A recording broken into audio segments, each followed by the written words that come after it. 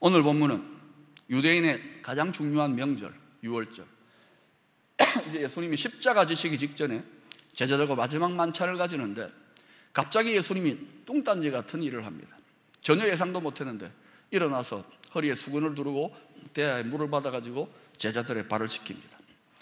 소위 우리가 이것을 따라하는 세족식이죠. 이런 것은 여러분 전 세계 어디를 가도 노예나 가장 비천한 종이 하는 일입니다. 그런데 스승님이 만왕의 왕 되시는 메시아께서 무릎을 꿇고 제자들의 발을 씻기는 이 비천한 행위를 하고 계십니다. 왜 이런 일을 할까요? 주님은 사람이시지만 하나님입니다. 우리는 이런저런 쓸데없는 일도 많이 하지만 주님은 성경에 나온 주님의 공생의 말과 기적과 행동 중에 하나도 쓸데없는 것이 없습니다. 분명한 의도가 있습니다. 그런데 우리가 이 주님의 발 씻어주는 이 세족 예식의 행동을 보고 주님처럼 저렇게 무릎 꿇고 낮아져라, 섬기는 삶을 살라, 겸손하게 살라, 사랑을 실천하라, 마지막으로 제자들에게 그런 행동 메시지를 남긴 것으로 많이 해석합니다. 물론 완전히 틀린 것은 아닙니다만 제 생각에는 가장 핵심을 놓치고 있다. 이 주님의 퍼포먼스에 가장 핵심적인 뜻을 놓치고 있다, 그런 생각이 듭니다. 주님은 지금 이 행동을 통해서 내가 잠시 뒤에 지게 될 십자가가 어떤 의미가 있는지 너희들 똑바로 알아야 된다, 이 말씀을 하고 있는 것입니다. 내가 곧 십자가에 달려 죽는데 그 이유는 너희들의 죄를, 그리고 온 인류와 세상의 모든 죄를 다 씻어버리기 위하여 죽는 것이다. 이것을 신학적인 용어로 말하면 겸손이나 사랑, 섬김이 아니라 속죄, 영어로는 redemption, 죄를 씻는 것이,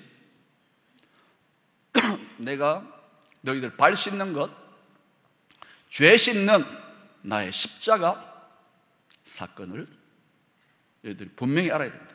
너희도 이런 삶을 살아야 된다고 가르치고 있는 것입니다. 스킬드라고 하는 신학자 역시 이 사건의 의미를 이렇게 설명합니다.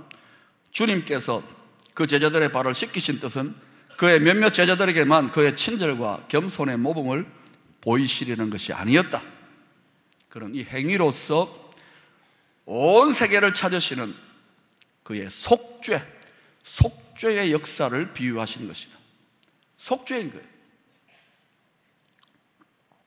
그러자 베드로가 황송해서 그 충동적인 기질대로, 아니 스승님이 제 발을 닦다니요, 죽어도 안 됩니다, 이런 실갱이하는 대화가 7, 8절에 소개되고 있습니다. 여러분이 한번 7절과 8절을 읽어보겠습니다. 시작.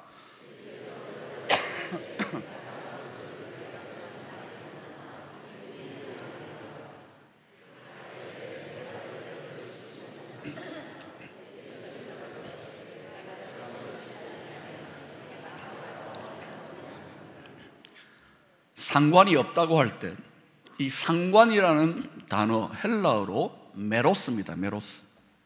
이것은 아랫사람이 높은 직책의 사람들이 이긴 전쟁의 전리품이나 영광이나 재물을 나누어 갖는 것을 말합니다. 나와 상관이 없다. 다시 말하면 주님이 십자가 지고 죄를 씻는 그 대속의 은혜, 죄에 대한 승리와 부활의 영광, 내가 네 발 씻기지 않으면 너와 상관없다, 이 말인 것입니다. 그러니 베드로야, 아직 다 몰라도 가만히 있어라, 내가 씻는 것이 맞다, 가만히 있어라, 그러는 거예요. 베드로가 인간적인, 윤리적인, 사회 통념적으로 보면 스승이 발을 닦는다, 배은망덕한 제자지만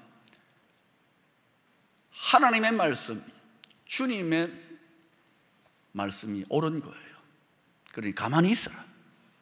여러분, 성경과 여러분의 고집, 생각, 이 세상의 가르침과 철학과 이 세상이 주장하는 어떤 진리가 성경과 배치되면 여러분 무엇을 따라가야 되겠습니까? 무엇을 따라가야 되겠습니까? 성경입니다. 하나님의 어리석음이 인간의 지혜보다 훨씬 더 지혜롭고 탁월하다는 걸 알아야 됩니다. 그러므로 여러분, 성경 말씀, 하나님의 지혜의 말씀에 여러분 인생을 걸어야 됩니다. 그러니까 베드로가 그래요, 그러면 좋은 건가 봅니다. 한술 더 떠가지고 그럼 발만 닦아주지 마시고 손도 머리도 다 씻어주세요. 한마디로 온몸을 씻어주세요. 그렇게 한술 더 떱니다. 그러자 10절에서 주님께서 이렇게 대답하십니다. 예수께서 이르시되 이미 목욕한 자는 발밖에 씻을 필요가 없느니라. 온몸이 깨끗하니라. 너희가 깨끗하나 다는 아니니라 하시니 주님이 이제는 발 씻는 이야기하다 갑자기 목욕 이야기를 합니다. 발 씻는 거는 뭐고 목욕은 뭐고? 아까 발 씻는 거는 죄를 씻는 속죄, 대속이라 그랬는데 목욕은 뭡니까? 목욕은 한마디로 말하면 예수 그리스도를 영접함으로 우리의 죄를 사함을 받고 하나님 앞에 의롭다고 인정을 받는 그것을 영적으로 목욕이라고 하는 거예요. 그렇다면 여러분 예수를 진실로 한 번 영접하면 되지요? 좀 찜찜할 때마다 또 영접하고 또 영접합니까? 그 사람은 태어나는데 또 태어나고 또 태어나는 것과 같은 거예요. 목욕은 예수 영접하고 죄사함 받아 구원받는 것입니다. 아멘. 그러니까 목욕은 한 번 하는 것입니까? 여러 번 하는 것입니까? 한 번이면 되는 거예요. 그러니까 목욕은 안 해야 된다. 그러나 발밖에 씻을 필요가 없다는 거예요. 베드로는 이미 예수님 믿고 죄사함 받았으니 구원 받았으니 발만 씻으면 된다는 거예요. 그럼 발 씻는 거는 뭡니까? 우리가 아무리 예수 믿고 용서받고 죄사함을 받았어도 죄로 인하여 저주받은 이 세상을 살아가다 보면 발바닥으로 발로 밟고 살아가다 보면 이 땅을 밟고 살아가다 보면 우리도 모르는 사이에 죄의 더러움과 이런저런 죄의 후유증들로 오염되어지지 않을 수 없는 거예요. 그래서 목욕은 한 번이지만 발 씻는 것은 계속적인 행위로 날마다 하나님 앞에 회개하고 거룩과 성결로 회복되어야 되는 줄로 믿습니다. 여러분은 지난 한 주간 얼마나 회개하는 삶을 사셨습니까? 목사님 큰 죄 지은 거 없는 것 같은데요. 저는 매 순간 회개하고 있습니다. 이야, 박 목사 저 어떤 죄를 그렇게 많이 지었길래. 여러분이 1년 전에 회개하고 기억이 안 납니다. 한 달 전에 회개하고 기억이 안 납니다. 그런다는 말은 이미 발이 냄새가 나고 발에서 무좀이 생기고 썩어 문드러지기 일보 직전이라고 생각하면 됩니다. 날마다 순간순간마다 발 씻어야 돼요. 그런데 이 말씀을 하시고 주님은 자기를 팔아넘길 자가 누구인지 아신다고 하면서 너희 모두가 다 깨끗하지는 않다고 합니다. 다 깨끗한데 누구는 깨끗하지 않다는 말이에요. 누굽니까? 곧 예수님을 팔아넘길 가룟 유다. 너는 지난 3년 동안 나를 믿는 것 같고 나를 따라다니고 제자 노릇하고 회개 역할을 하고 했지만 깨끗하지 않다는 거예요. 목욕하지 않았다는 거예요. 다시 말하면 죄 씻음 받지 못했다는 거예요. 다시 말하면 구원받지 못했다는 거예요. 여러분, 주님이 지금 암시적으로 가룟 유다는 깨끗하지 못하다, 구원받지 못했다라는 암시적으로 하는 이 말씀, 이것은 여러분 엄청나게 무서운 선언이고 엄청나게 무서운 선포라는 것을 알아야 됩니다. 글쎄요, 이것을 확대해 가지고 오늘날 우리들에게 한번 적용해 보십시다. 교회를 몇 년씩 다니고 중요한 직분을 감당하고 심지어 목사 노릇을 하더라도 주님 모시기에 죄사함을 받지 못한, 구원받지 못한 사람이 있을 수 있다는 말입니다. 물론 그 사람의 영적인 상태, 믿음의 상태, 구원 여부를 판단하고 진단하는 것은 전적으로 믿음의 주관자가 되시는 주님의 영역입니다. 누가 좀 허물이 있고 거짓말도 하고 바람도 피우고 이런저런 잘못을 한다고 해서 저 사람은 구원 못 받았어, 지옥 간다, 이런 소리 하면 안 됩니다. 목욕 못했네, 이런 소리 하면 안 됩니다. 그것은 하나님만이 아시는 거예요.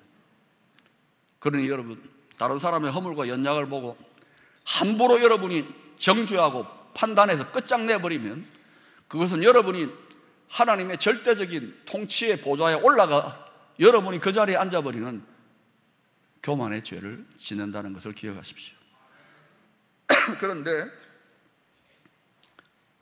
저와 여러분은 교회를 다니는 성도입니다. 제가 이런 말을 하는 것은 여러분의 구원의 확신, 그 구원관을 흔들어 버려가지고 두렵게 만들고 의심하게 만들고 무섭게 만들려고 하는 의도가 절대 아닙니다. 다만 믿음으로 구원받는다는 것이, 이 구원이 너무나도 중요한 문제이기 때문에 약속의 말씀 앞에서 그리고 성령의 도우심으로 여러분의 믿음을 철저하게 점검해 볼 필요가 있는 것입니다.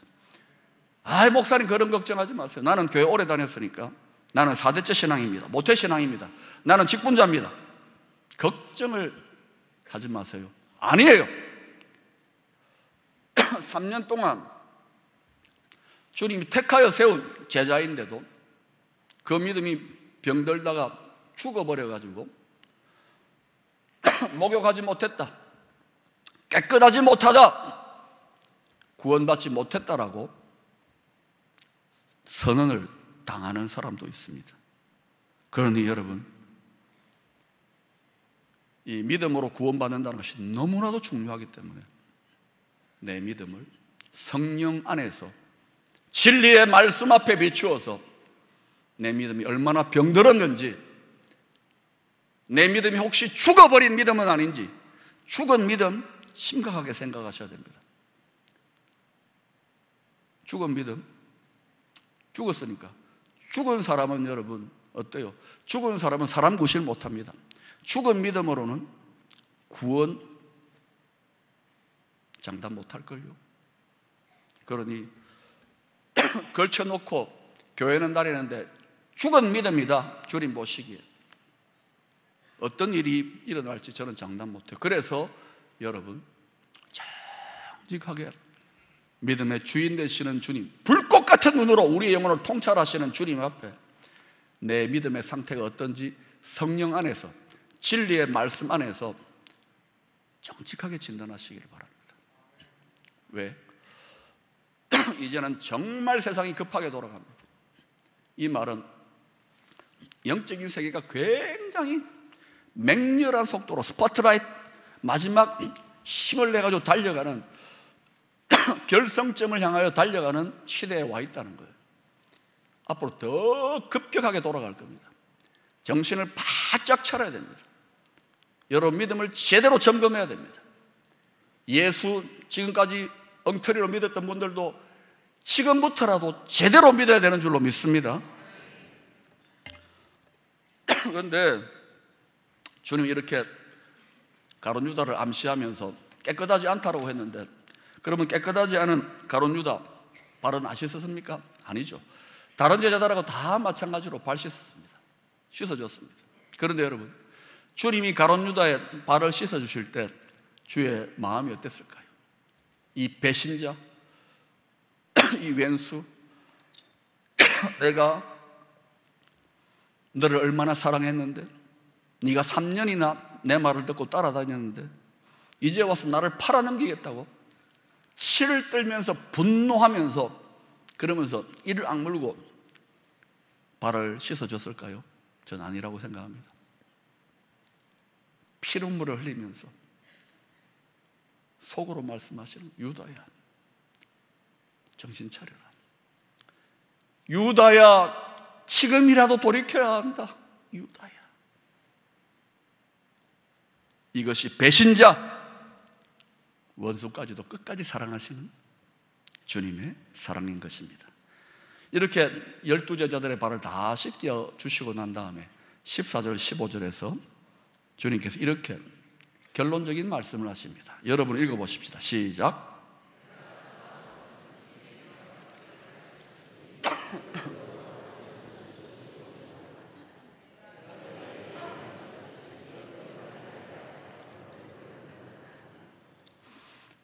내가 발 씻는 의미를 너희들에게 가르쳤다면 이제 너희도 서로 발을 씻는 삶을 살라고 적용을 하며 권면하고 있는 것입니다. 여러분, 우리는 예수 믿고 이미 목욕한 사람들입니다. 구원받았다는 것입니다.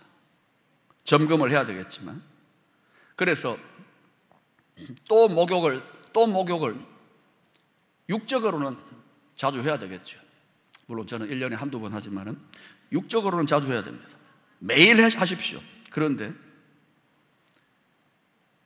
날마다 순간순간마다 해야 될 일이 있는데 서로의 발을 씻어주는 일입니다. 이건 계속 해야 됩니다. 부지런히 해야 됩니다.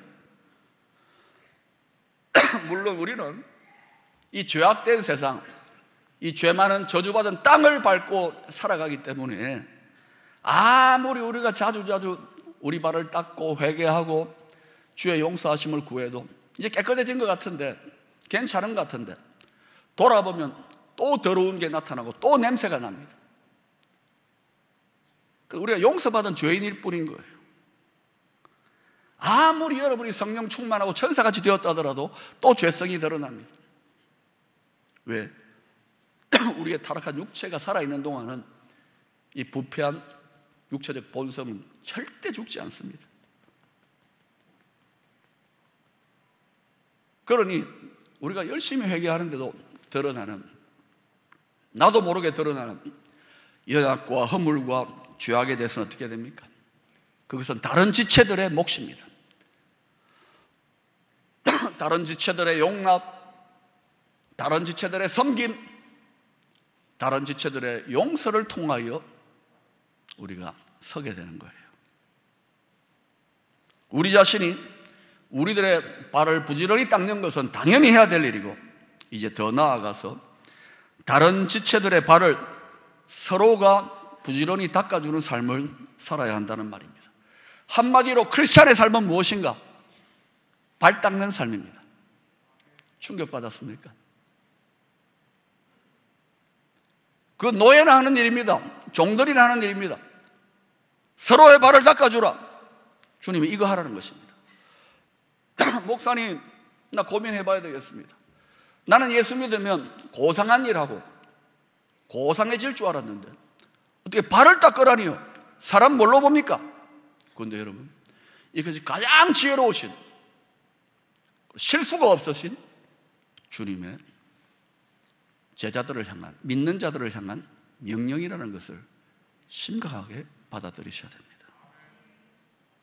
우리가 용서받은 사람으로, 다시 말하면 영적으로 목욕한 사람으로 한 공동체를, 한 교회를 이루었다는 말은 이제 우리가 서로 발을 씻어주는 관계로 공동체를 이루었다는 말입니다.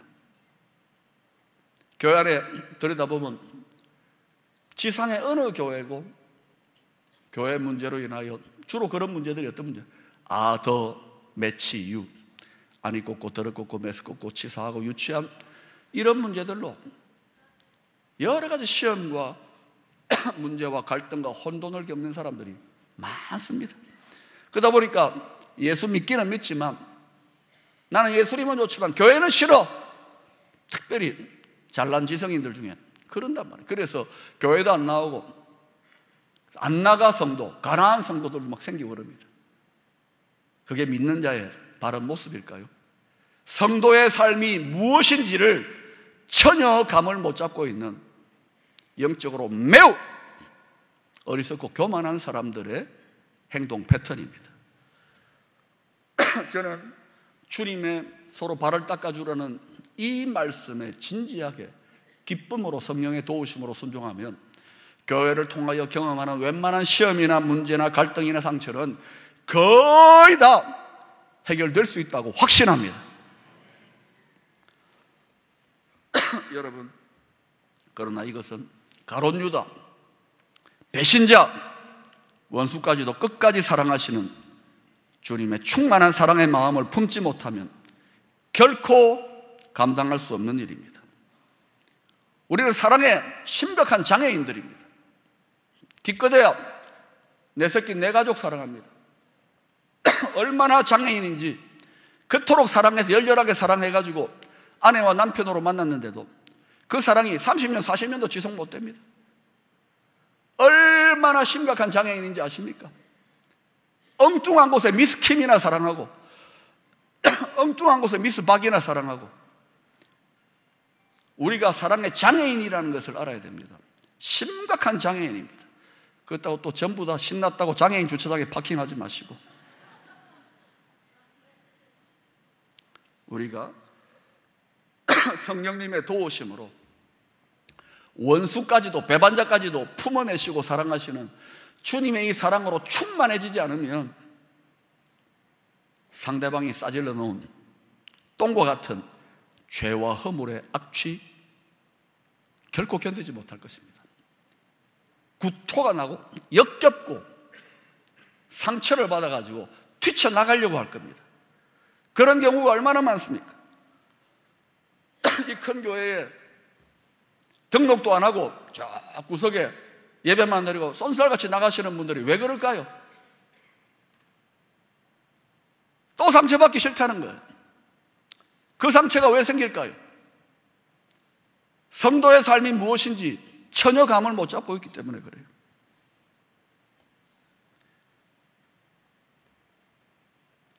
실제로 사랑의 공동체인 교회를 통하여 위로와 사랑과 격려를 기대하고, 교회는 천사들이 모인 곳이라고 기대하고 깊숙이 들어왔다가 상처나고 멍들고 피투성이 된 성도들이 얼마나 많습니까?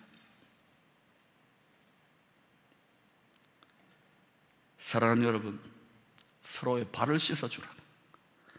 확신하건대 우리가 주님의 마음을 품고 이 말씀에 기쁨으로 순종하면 말씀드린 대로 웬만한 상처나 갈등이나 분쟁과 아픔들은 다 해결될 수 있다고 믿습니다. 우리가 핏대를 세우고 용서의 복음을 증거하더라도 교회 공동체 안에 서로 사랑하며 서로의 발을 닦아주는 이 실천에 목숨을 걸지 아니하고 성령의 도우심을 받지 아니하고 원수까지 사랑하시는 주님의 마음 품고 이 명령에 순종하지 아니하면 부응할 수 없습니다. 역사의 열방의 축복권을 결코 주시지 못합니다. 우리는 또다시 어리석음과 부끄러움과 수치 가운데 거하게 될 것입니다. 십자가를 지시려는 주님께서 마지막으로 제자들의 발을 닦아주시면서 너희도 서로 발을 씻어주라. 주님의 이 말씀을 여러분 각자에게 주시는 하나님의 음성으로 받아들일 수 있기를 축원합니다.